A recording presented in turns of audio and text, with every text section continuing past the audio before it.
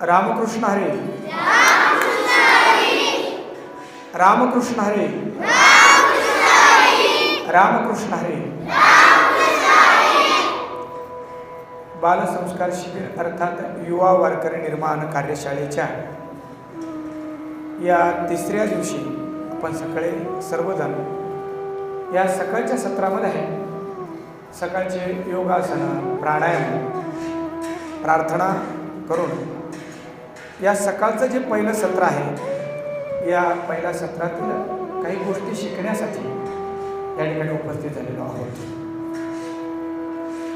हा जो कार्यक्रम चालू आहे, हा कार्यक्रम वारकरी संप्रदायाच्या अंतर्गत चालू आहे. आपण हे सगळं जे शिकताय, ओव्या शिकताय, श्लोक शिकतोय, आपण अभंग शिकतोय, हरिपाठ शिकतोय. हा हरिपाठ कोणी लिहिणार आहे? संत श्री ज्ञानेश्वर महाराजांनी.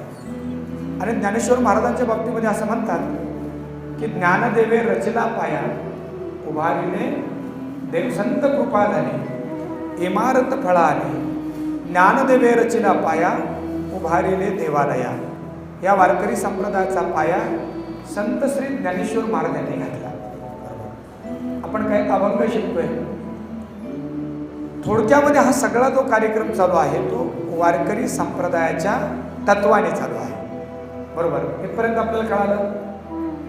मग हा प्रश्न आपल्याला निर्माण व्हायला पाहिजे की ज्या वारकरी संप्रदायाचं तत्वज्ञान आणि त्या तत्वज्ञानामधील भजन, ओवी, वेगवेगळ्या प्रकारचे सिद्धांत आपण शिकतो, तो वारकरी संप्रदाय काय आहे तर ते आपल्याला कळायला पाहिजे. खूप चांगला आहे का? सगळ्यात पहिले आपल्याकडे आहे वेद. कोण आहे तुला? वेद शब्दाचा अर्थ होतो ज्ञान. आजच्या कथेमध्ये येणारच आहे. तर ते वेद 4 आहेत. मुळामध्ये एकच वेद होता आणि त्या वेदाचे 4 विभाग केले. ऋग्वेद, यजुर्वेद, सामवेद आणि अथर्ववेद.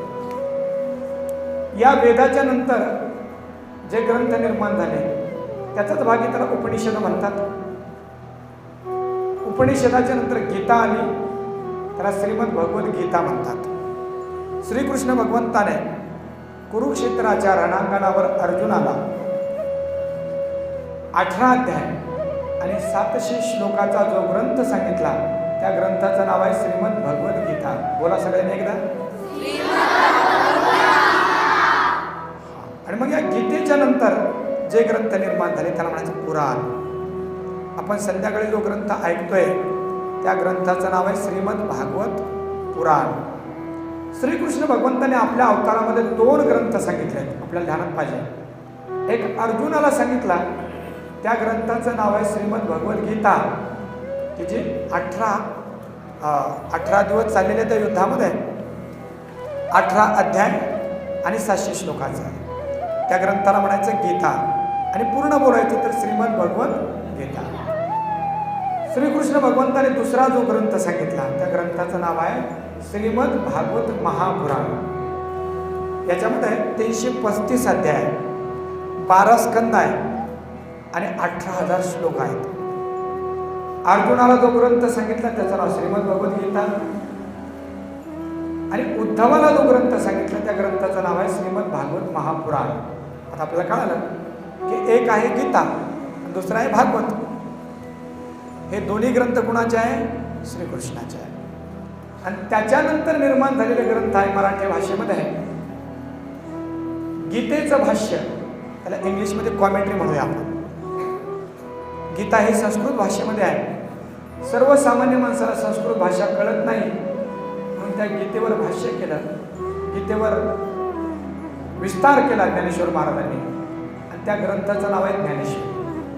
म्हणून गीतेचंच मराठमोळ रूप, गीतेचं मराठी भाषांतर, त्या ग्रंथाचं नाव काय आहे? बोला.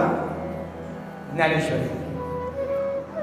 गीतेचं मराठी भाषांतर जे झालं त्याचं नाव आहे ज्ञानेश्वरी. बरोबर. आपण पाहिलं की श्रीकृष्ण भगवंताने दुसरा ग्रंथ सांगितला, काय त्याचं नाव? भागवत. भागवत. ते भागवत सुद्धा संस्कृतमध्ये आहे. त्या भागवताचं मराठी रूपांतरण आहे एकनाथी भागवत. आणि तुकाराम महाराजांनी जो ग्रंथ लिहिला त्याचं नाव आहे गाथा. आपल्याला कळालं की वारकरी संप्रदायामध्ये 3 मुख्य ग्रंथ आहेत: ज्ञानेश्वरी, एकनाथी भागवत आणि तुकाराम महाराजांचा गाथा. आता या सगळ्या गोष्टी लक्षात घ्या. आता श्रीकृष्ण भगवंत जो आहे ना, तोच कलियुगामध्ये विठ्ठल रूपाने आला. असं म्हणतात की नेणो ब्रह्म मार्ग चुकले आणि उघडे पंढरपुरासे आले, किंवा पुंडलिकाच्या भावार्था आणि गोकुळी झाला येता. विस्तार आहे. पंढरपूरमध्ये पुंडलिक नावाचा एक आईवडिलांची सेवा करणारा भक्त होता. इतकी आईवडिलांची सेवा केली की भगवंत त्याच्यावर प्रसन्न झाला.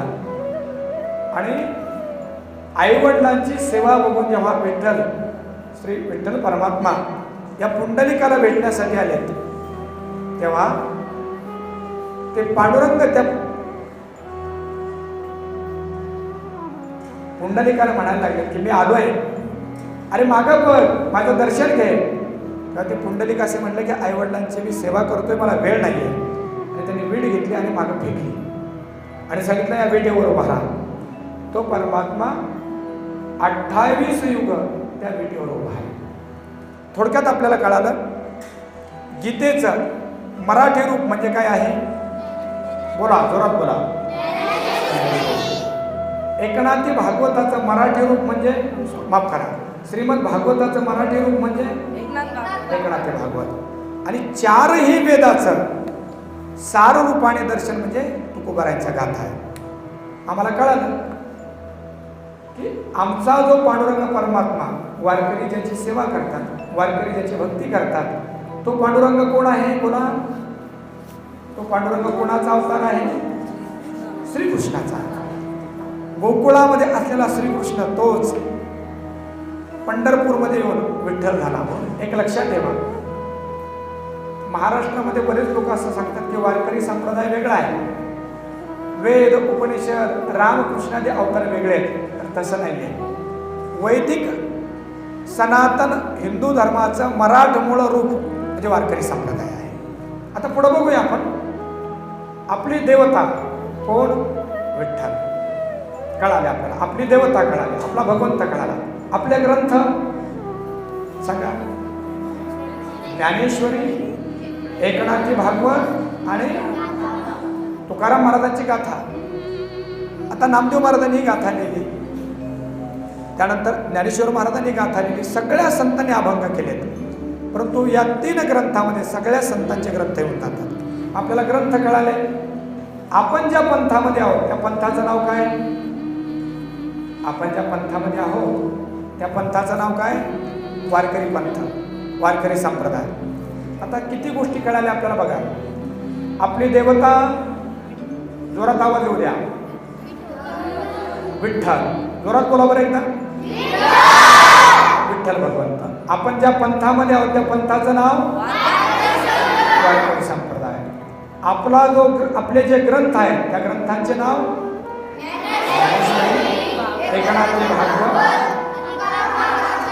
गाथा आणि वेगवेगळे अभंग आहेत. आता आपल्याला कळालं आपला भगवंत कळाला, आपले संत कळाले.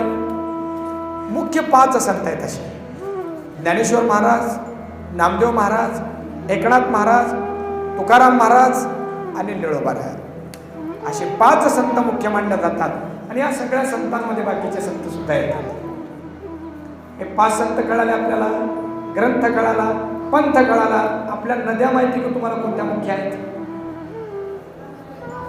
एक आहे चंद्रभागा, दुसरी आहे इंद्रायणी आणि तिसरी आहे गोदावरी आणि बाकी नद्या आहेत. परंतु महाराष्ट्रामध्ये या 3 नद्या अतिशय पवित्र आहे, त्यांची परिक्रमा केल्या जाते. म्हणून नद्या कळाल्या आपल्याला. भगवंत, संत, ग्रंथ, पंथ कळाला आपल्याला. बरं, आता आपण वारकरी संप्रदायामध्ये आहोत म्हणजे त्याची काही दीक्षा आहे. दीक्षा म्हणजे काय काय नियम पाहिजे. मग काय नियम आहे. वारकरी संप्रदायामध्ये तुम्ही प्रवेश केल्यानंतर कपाळाला, आता मी जो गंध लावलाय ना, दिसतोय माझ्या डोक्यावर गंध, याला गोपीचंद असं म्हणतात. उभा असा वैष्णवांचा गंध लावायला पाहिजे, ही वारकरी संप्रदायाची दीक्षा आहे. त्याचबरोबर रोज तुळशीला पाणी घालायला पाहिजे, आईवडिलांचं दर्शन घ्यायला पाहिजे, भगवंताचं दर्शन घ्यायला पाहिजे आणि 2 एकादशी करायला पाहिजे. एक शुद्ध एकादशी, एक मध्य एकादशी. आता एकादशीचा फायदा काय? आपण योगासन रोज करतो. 15 दिवस आपण खाऊन खाऊन खाऊन आपला जठराग्नी मंद होत जातो. आतमध्ये असलेले जे यंत्र आहे ते थकून जातात. मग 15 दिवसाला आपण पोटाला विश्रांती दिली की आपलं शरीर निरोगी बनतं. उपवास म्हणजे फक्त तेलकट तुपकट खायचं असं नाही, तर त्या दिवशी फळं खायचे, त्या दिवशी हलका अन्न घ्यायचं, त्याला म्हणते एकादशी. मग वारकरी संप्रदायामध्ये 2 उपवास आहेत. कोणते कोणते? एक एकादशी शुद्ध एकादशी आणि एक मध्य एकादशी. हे कळालं आपल्याला. त्यानंतर वारकरी संप्रदायाची पवित्र दीक्षा आहे, गळ्यामध्ये तुळशीची माळ घालते. दाखवा आपण तुमची तुळशीची माळ. ही तुळशीची माळ आहे बघा. आणि तुळशीची माळ का घालायची? ध्यानात घ्या. आपल्याकडे देवाला कुठलाही नैवेद्य जर द्यायचा तर त्या नैवेद्याला परिपूर्ण होण्यासाठी पदार्थ किती चांगले असू द्या, पण तुळशीचं पान जोपर्यंत त्या ताटामध्ये त्या नैवेद्यामध्ये आपण ठेवत नाही तोपर्यंत ते देवाला पावन होत नाही. म्हणून नैवेद्य द्यायचा असेल तर त्याच्या तुळशीचं पान ठेवावं लागतं. बरोबर. बरं, देवाला आपण जे नैवेद्य देतो तो नैवेद्य शाकाहारी असतो की मांसाहारी असतो? शाकाहारी असतो. त्याच्यामध्ये मांस नसतं, दारू नसते, तर शुद्ध सात्विक पदार्थ त्याच्यामध्ये असतात. बरं, तुळशीचा दुसरा एक फायदा असा आहे की गळ्यामध्ये आपण तुळशीची माळ जर घातली तर तुळशीचा गुण असा आहे की 24 तास तुळस हे ऑक्सिजन देते. तुळशीची माळ घालून आपण स्नान केलं तर आपला पूर्ण देह पवित्र होतो. आपण पाहिलं असेल की एखादा माणूस मेला म्हणजे सगळेच मरतात, तर मेल्यानंतर त्याच्या गळ्यामध्ये जर तुळशी नसेल किंवा असेलही तर त्याच्या तोंडामध्ये तुळशीचं पान घालतात. पाहिलं का तुम्ही? मेलेला माणूस त्याच्या तोंडामध्ये काय घालतात? तुळशीचं पान घालतात. का बरं? ते यासाठी की आता तू जिवंतपणे तरी माळ घातली नाही, पण मेल्यानंतर तरी देवाकडं तुला जायचं आहे, तर तुझं शरीर पवित्र व्हायला पाहिजे, म्हणून त्याच्या तोंडामध्ये तुळशीचं पान घालतात. म्हणून वारकरी संप्रदायामध्ये असं म्हटलंय की मेल्यानंतर तुळशीचं पान नाही, मेल्यानंतर तुळशी नाही, जिवंतपणेच आम्ही गळ्यामध्ये तुळशीची माळ घालणार. आणि या तुळशीच्या माळेनं होईल काय? तुळशीची माळ घालणं म्हणजे नुसतंच घालणं नाही आहे, तर यानंतर आता देवाला जे चालत नाही ते मी माझ्या देहाने करणार नाही. देवाला मांसाहार चालत नाही, देवाला दारू चालत नाही. आणि खरं तर असं आहे, बरेच लोकांना असं वाटतं की मांसाहार केल्यानंतर शरीर मजबूत बनतं, ताकद मिळते. पण आपल्या सृष्टीमध्ये सगळ्यात ताकदवान प्राणी कोणता माहिती का तुम्हाला? सांगा बरं, कोणता माहिती का तुम्हाला? हत्ती आहे. हत्तीमध्ये सगळ्यात जास्त ताकद आहे. तुम्हाला वाघाला सुद्धा तो सोंडीमध्ये फेकून देऊ शकतो. बरं, आपल्याकडे जी ऊर्जा आहे ती ऊर्जा मापन करण्याची जी पद्धत आहे ना ती घोड्याच्या नावाने आहे. उदाहरणार्थ त्याला हॉर्स पॉवर म्हणतात. काय म्हणतात? Horse power. तुमची मोटार किती हॉर्स पॉवरची म्हणतात? 10 हॉर्स पॉवरची. 5ची माणसं म्हणतात की नाही, कितीची मोटर आहे तुमची? 5ची मोटर आहे. 10ची मोटर आहे म्हणजे काय? 5 हॉर्स पॉवर, 10 हॉर्स पॉवर. म्हणजे घोड्यामध्ये सगळ्यात जास्त ताकद आहे. आणि घोडा काय खातो? गवत खातो, चणे खातो. हे सगळ्यात पहिलं आपल्या डोक्यातून जायला पाहिजे की मांसाहाराने ताकद येते असं नाही, अंडे खाल्याने ताकद येते असं नाही. आपल्याकडे काजू आहे, बदाम आहे, फळं आहे, आंबे आहेत, त्याने ताकद तर येत आहे, पण मन पवित्र बनतं, शरीर पवित्र बनतं. जेव्हा तुम्ही मांसाहार करतात ना तेव्हा त्या प्राण्यांना जे रोग असतात ते सगळे रोग तुम्हाला येतात. मरत असताना त्यांना भयंकर वेदना होतात. भागवतात असं वर्णन केलं आहे, ज्या पक्ष्याचं मांस तुम्ही खाल्ला म्हणजे बकरीचं खाल्लं असेल किंवा कुणाचं खाल्लं असेल, मरत असताना तुम्ही मेल्यानंतर ते असे शिंग लावून थांबलेले असतात आणि आमचा मांस ज्यांनी खाल्ला त्याचे पोट आम्ही फाडणार असं ते त्या मार्गावर बसलेले असतात. म्हणून माळ घातली म्हणजे पवित्र असा आपला आचार असायला पाहिजे, पवित्र आपलं भोजन पाहिजे, पवित्र आपलं जीवन पाहिजे. म्हणून तुळशीची माळ धारण करायची. आपल्याला जी माळ आपण घेऊ हातामध्ये, आपण ते घेऊन आपला मंत्र आहे रामकृष्ण हरी म्हणा. रोज संध्याकाळी किंवा सकाळी ती माळ घेऊन 108 मणे असतात, ते 108 मण्यांचा जप आपण जर केला तर आपल्या जीवनामध्ये कुठल्या प्रकारचं दुःख राहणार नाही, वेदना राहणार नाही, अपयश राहणार नाही. म्हणून आपला संप्रदाय पंथ वारकरी संप्रदाय, आपले ग्रंथ गाथा, एकनाथी भागवत, ज्ञानेश्वरी किंवा उलटा आपण म्हणतो तर ज्ञानेश्वरी, एकनाथी भागवत, गाथा. आपले संत आपण पाहिले ज्ञानेश्वर महाराज, नामदेव महाराज बोला, एकनाथ महाराज, संत श्री तुकाराम महाराज आणि निळोबा महाराज. तर आपण जिवंत असतानाच पवित्र अशी तुळशीची माळ गळ्यामध्ये घालायला पाहिजे, शुद्ध आचरण आपण करायला पाहिजे. आणि हे सगळं आचरण जर आपण केलं तर नक्कीच एक चांगले युवक आपण बनाल, चांगल्या विचारांचे, की आपल्यामुळं प्राण्यांना धोका नसेल, गावाला धोका नसेल. जसं मला जगण्याचा अधिकार आहे तसं या सृष्टीमध्ये सगळ्यांना जगण्याचा अधिकार आहे. म्हणून आपण सुखी होऊ शकतो, सृष्टी सुखी होऊ शकते, गाव सुखी होऊ शकतं. त्यासाठी वारकरी संप्रदायाचा हा मंत्र रामकृष्ण हरी, वारकरी संप्रदायाची दीक्षा माळ, अशी पवित्र माळ गळ्यामध्ये असायला पाहिजे. आता शेवटचा मुद्दा, वारकरी संप्रदाय आक्रमक नाही. अर्थात इथं तुम्हाला कोणीही बळजबरी करणार नाही. खूप चांगलं आहे. गजानन महाराज काल मी हे AI म्हणून आहे, त्या AIला विचारलं की आम्ही जे करतोय ते बरोबर आहे का. ते असं म्हटले की तुम्ही तुमच्या परंपरेचं वर्णन करत असताना इतरांना नाव ठेवतात, ते काय बरोबर नाही आहे. पण खरं असं आहे, खरं खरं सांगायला पाहिजे. या जगामध्ये इस्लाम धर्माचा जो प्रचार झाला ना, तो तलवारीच्या आधारावर झाला. जेव्हा आमच्याकडे मुस्लिम आक्रांत आले, हे लोक आमच्यावर राज्य करण्यासाठी आले, तेव्हा त्यांनी काय केलं, ते असं म्हणाले की तुम्ही तुमच्या धर्मामध्ये राहू नका. त्यांनी एका हातामध्ये कुराण आणली, हे कुराण घ्या, मुसलमान व्हा, नाहीतर तुमचे मुंडके कापल्या जातील. म्हणून त्या काळामध्ये बरेच लोक आपला जीव जाऊ नये, आपला प्राण जाऊ नये म्हणून मुसलमान झाले. आणि मन पडले मराठी भाषेमध्ये, मारून कुठून, जुनी म्हण आहे, मारून कुठून मुसलमान. म्हणून इस्लाम धर्माचा प्रचार जो झाला जगामध्ये, तो तलवारीचा धाक दाखवून. दुसरा एक धर्म आहे ख्रिश्चन धर्म. त्या ख्रिश्चन धर्माचा प्रचार संपूर्ण विश्वामध्ये झाला पैशाच्या आधाराने. त्याला मशिनरीज असं म्हणतात. लोकांपर्यंत ते जातात, ते म्हणतात की तुम्हाला आम्ही पैसे देतो, पोरगी देतो, लग्न करून देतो, तुमचं गाडी पण देतो, फक्त एक करा की गळ्यामध्ये क्रॉस घाला आणि म्हणा ए गॉड मी प्रे करतो तुला. मग बरेच लोक पैशासाठी घरं मिळाले म्हणून ख्रिश्चन झाले. म्हणून ऐका, इस्लाम धर्माचा प्रचार तलवारीच्या जोरावर झाला, ख्रिश्चन धर्माचा प्रचार संपूर्ण विश्वामध्ये पैशाच्या आधाराने झाला. पण हिंदू धर्माचा प्रचार ना तलवारीच्या धारेवर ना पैशाच्या आधारावर, हिंदू धर्माचा प्रचार संपूर्ण विश्वामध्ये झाला आपल्या सिद्धांताच्या आधारावर.